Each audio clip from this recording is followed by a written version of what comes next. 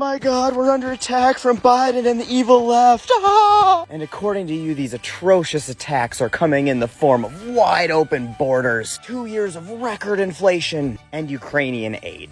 Since the wide open US-Mexico border is a very real thing and not complete and utter bullshit you just made up, I'm gonna challenge you to a demonstration. I want you to go across the border into Mexico. Leave your ID, your passport, sorry, I know you've never made it 10 miles from the trailer park you grew up in, your birth certificate, your social security card, that belt buckle you got with your name on it. You leave all that at home. I want you to drive like 15, 20 miles into Mexico, then just make a U-turn and cruise right back on through that open border. And in the very, very slim chance that you may get stopped by the non-existent border control at our wide open border, don't even think about calling the embassy or relatives or friends that can bring you some documentation. Nah, you just tell them you're here to illegally vote for Biden or whatever dumb shit you think gets these migrants across the border. And in the event that foolproof plan backfires on you, maybe you can hitch a ride in the back of a semi with 45 other people who already knew how not open the border is. So while we're waiting for you to demonstrate your flawless grasp of immigration policy for us all, how about we talk about the record inflation that you yourself pointed out has been going on for over the past 2 years? Let's do a little math here. It's currently August of 2022. 2 years is 24 months. Divide by 2, carry the 1, solve for X. The president 24 months ago would have been Donald Trump. So I'm confused now. Is Trump part of the left? Or is he attacking America with the record inflation he punted into the next administration? I don't get it. I'm not really following your thought process there.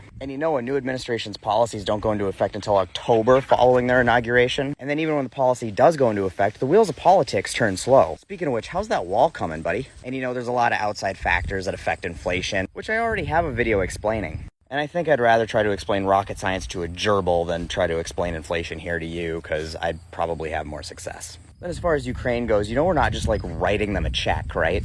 We're sending them supplies, you know, military aid, humanitarian aid, because they're our ally and they're being invaded and they've got refugees and things that come with war. And I know you got a real solid grasp in foreign policy, so you should understand that Russia's been invading non-NATO countries to see how NATO countries will respond. And if we sit by and let them do that, then the next country is probably Poland, which is a NATO country, which then means we're treaty bound to respond as though we've been attacked. The last time Poland was invaded, it ended up being a big deal. That was before things like cruise missiles and nukes. Do you ever think maybe just a little bit of aid right now goes a long ways towards preventing Fallout 5 being in super high definition? Personally, I do. And that, Cupcake, is what I've got to say about that.